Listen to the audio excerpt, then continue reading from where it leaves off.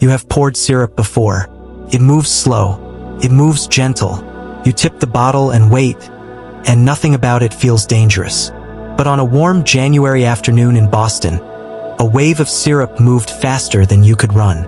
It stood 2 stories tall, killed 21 people in under a minute. The real story is far stranger than anything you learned in school. This is the Great Molasses Flood. Picture Boston's North End in January 1919. Immigrant families crowd the streets. Horses pull wagons past firehouses. And looming over it all is a steel tank, 50 feet tall, holding 2.3 million gallons of molasses. Why molasses? Because it fermented into industrial alcohol, and that alcohol went into munitions.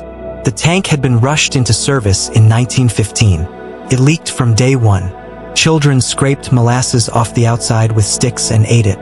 Instead of fixing the leaks, the company painted the tank brown. Not to repair it, just to hide the stains. Would you trust a container its own owners were disguising? Historian Stephen Puleo, who researched the disaster for his book Dark Tide, found something worse. No engineer had ever properly tested the steel. No one checked if the rivets could hold the pressure. Then came the weather. That January swung from bitter cold to nearly 40 degrees in days. The tank had just been filled with warm molasses, still cooling. Warm liquid, stressed metal. Something had to give. At 12:20 in the afternoon, it did. Witnesses heard a sound like machine gun fire, rivets popping down the seams. Then the tank tore open.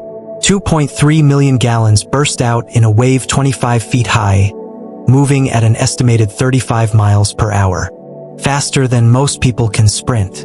The wave slammed through the neighborhood. It folded a firehouse like cardboard. It knocked a train off its tracks. It buried people under a foot of dense, sticky liquid. 21 died. Over 150 were injured. Here's where it gets strange.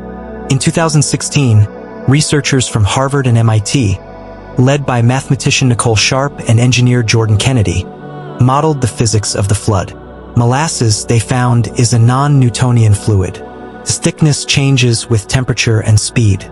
Warm molasses, released under pressure, can move almost like water. But as it spreads and cools, it thickens fast. Survivors of the initial wave found themselves trapped as the liquid solidified around them in real time, turning from a flood into quicksand.